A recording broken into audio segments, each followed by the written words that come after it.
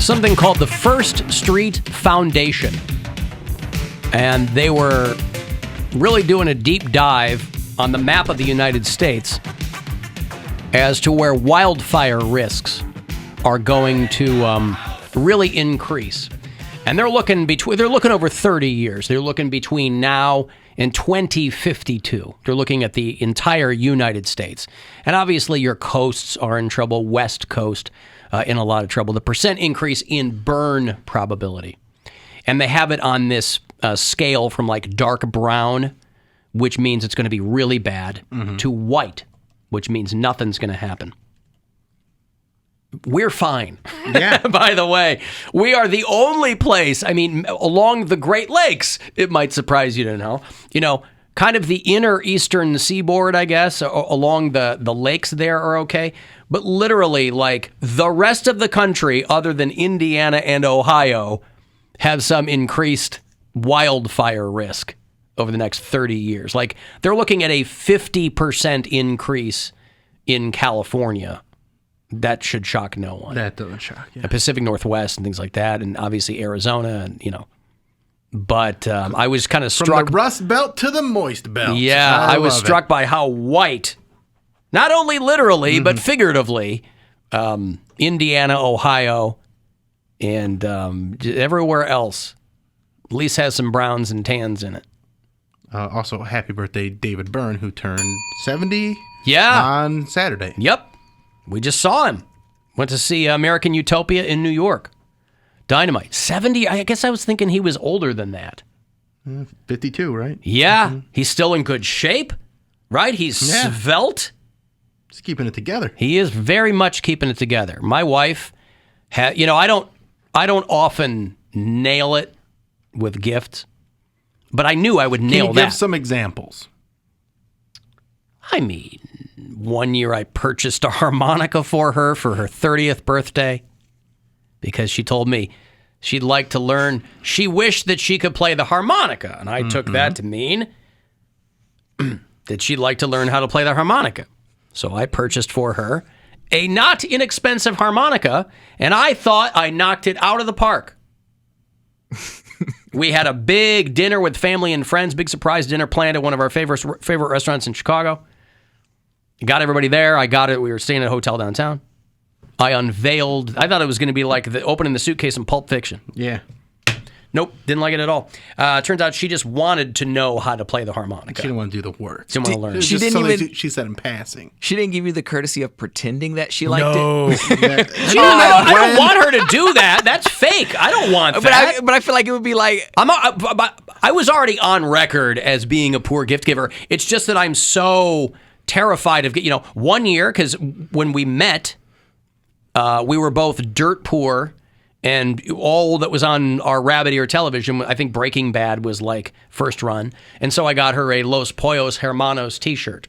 For her birthday. Terrible. For her birthday. Well, I don't think that was all I got her, but that was not a hit. And I was thinking, here's something that we have here. Not a hit. Because I believe when she was in here talking about that gift, she said, when have you ever seen me wear a t-shirt? That's right. Now, that's a bit of a disingenuous comment because it's not like she doesn't own t-shirts. I had seen her in t-shirts. It wasn't like I bought her... But it's not her go-to apparel like it would be me or you. I guess. But it wasn't like, here's an everyday t-shirt, honey. Anyway, the harmonica stands out. But along the way, I've nailed it a couple of times based on like an experience I know she... And David Byrne's American Utopia, second row in New York, I knew that was a home run for her birthday last year. And it was. We got caught in a blizzard on the way back, had to stay in the Poconos. Nevertheless, that didn't diminish the enjoyment of the show. But listen, full disclosure, and she'll say it, anytime she's here, I will ask her what she wants. If she mentions something, I'll lock it away, because then, I'm paying attention. But like Mother's Day, I said, I'll get you a spa day. What do you want? Or these like boots or so, And she'll go, just take care of this. Like some expensive hair thing she's going to do. She goes, you can pay for that. I go, dynamite. I'll pay for that. Because I have such PTSD over gift giving over the years. Then now you want to make sure you get it right.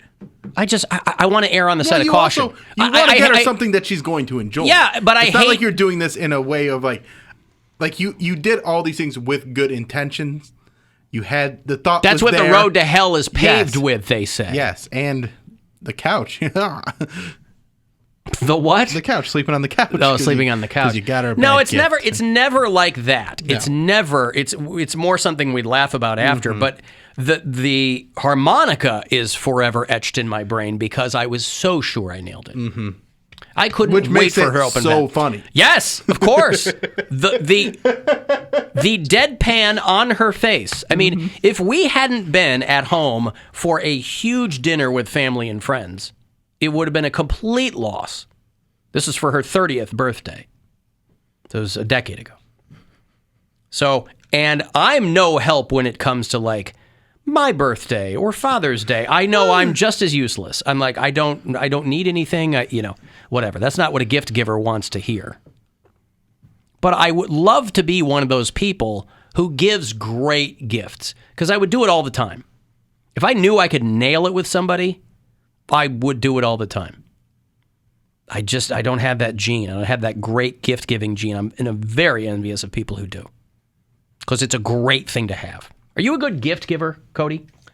Yes. I'll take that as a no. No, I am. It would be an emphatic yes.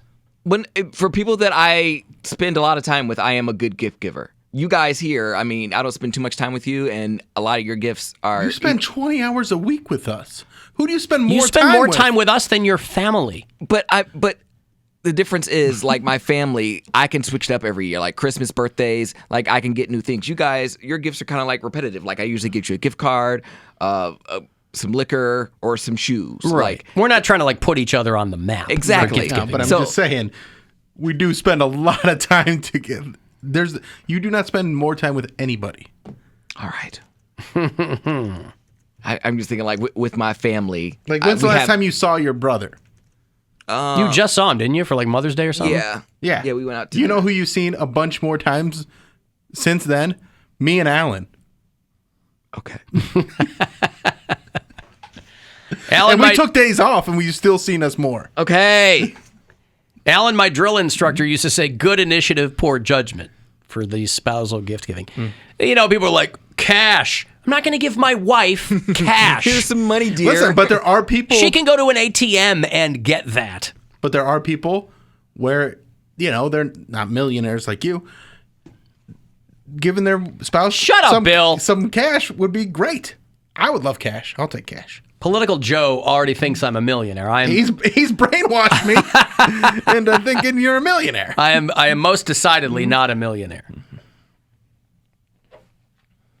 Yeah, well, whatever. I am a good gift giver. Like my mom, I listen. That's the thing when it comes to gift giving. I do too. It's just that when you're adults buy things for themselves. Yeah. Hey, I need this. I'll buy it. I'm not going to wait till my birthday to get, I'm just terrible with at your fingers crossed. Like at Christmas or birthday, if my brother gets her a gift and it's something I'm able to get an attachment for, like say if my brother got my mom an iPad or something. I'm like, okay, well, he got her the iPad. I can get her an Apple Watch, or I can get her some headphones. So I can piggyback off of his gift, and it still saves me a little more money because I'm like, she already got the big thing. Let me just add to something. So I'm like, see, didn't know he was going to do that to you. You just go, well, here's some money.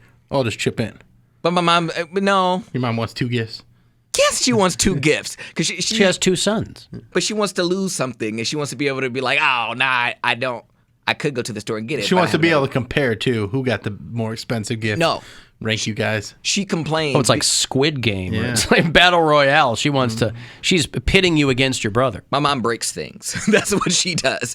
And then we know with her voice, with her mind powers. or whatever. Yeah. Breaks glass with her mind. Poundcake, I broke my iPad screen again. She'll drop her tablet, and I'm like, well, what happened to it? She's like, oh, well, it's ruined. I'm like, well, how is it ruined? Did it get smashed? She was like, I dropped it. I'm like, so did it get smashed? She's like, in the toilet. I'm like, damn it.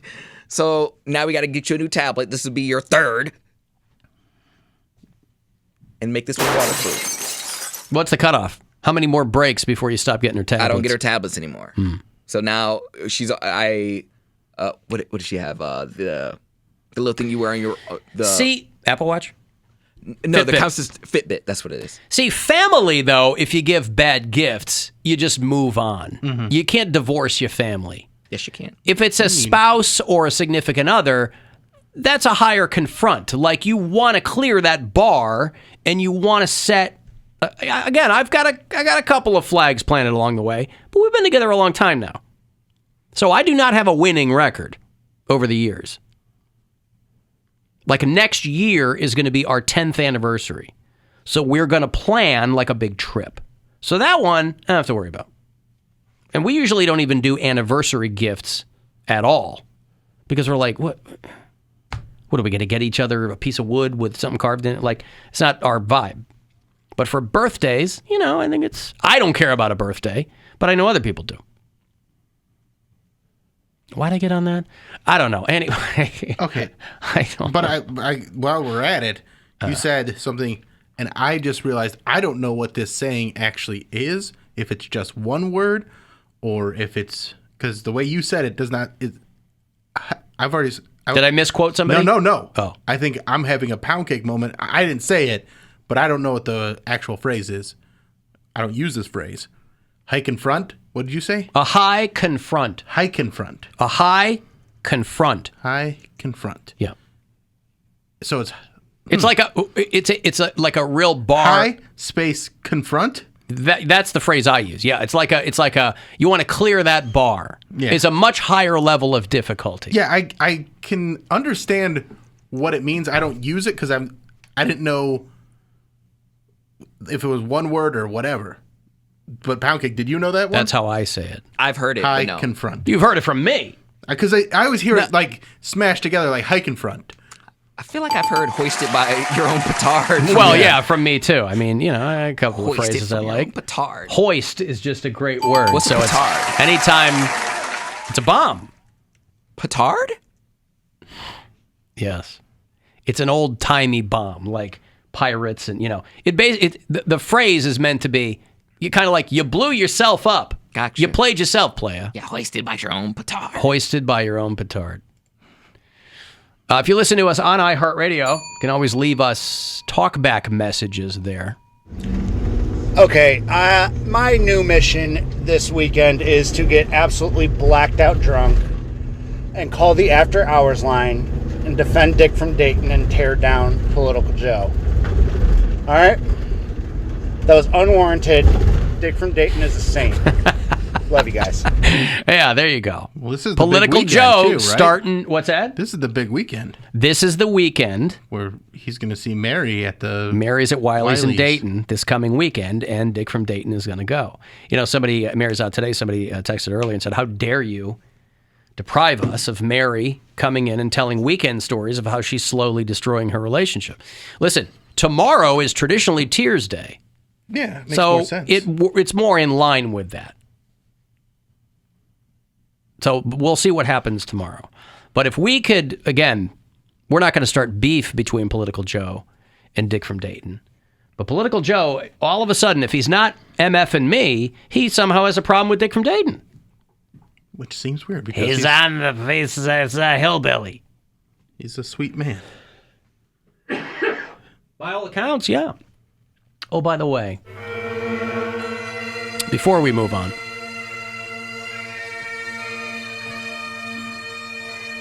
R.I.P. to Cleveland's iconic Lolly the Trolley. Will end operations at the end of this month. Another casualty of the coronavirus. After more than 35 years of taking tourists and people around the city, the owners announced that they will end Lolly the Trolley as a business at the end of May. So maybe they'll see an uptick in business. Weather's been great. For 37 years, to be precise, and some 3.1 million miles. I have been in Cleveland for a long time now, over a decade, and I've never been on Lolly the Trolley. But I hear people talking about it. I know what a big deal it is. I've never I think my wife went to a bachelorette party or something that was on it. I've never actually ridden on it either. You've never ridden on Lolly the Trolley? No, but I do remember back in 2006, there was a stabbing on Lolly the Trolley. And Tony Rock had come to town that weekend, and he was beside himself on stage and off. He could not stop talking about it. It's like, how do you get stabbed on a trolley? Yeah. It's a trolley. It's going 2 miles an hour. Well, anyway. Oh, so funny. There were very few people living downtown in 1985. When it started, there was no Rock and Roll Hall of Fame. There was no Science Center. Ohio City and Tremont were just starting. Playhouse Square was just starting. And Lolly the Trolley entertained tourists and Clevelanders for many decades, but they will end all of it at the end of this month. So take the last 2 weeks of this month, and if you haven't been on in a while or have never been on before, maybe get on Lolly the Trolley. I didn't realize there was a the. I thought it was Lolly Trolley. No, it's Lolly the Lolly the Trolley. Like Thomas the Tank Engine. Like Jabba the Hutt. Like Pizza the Hut.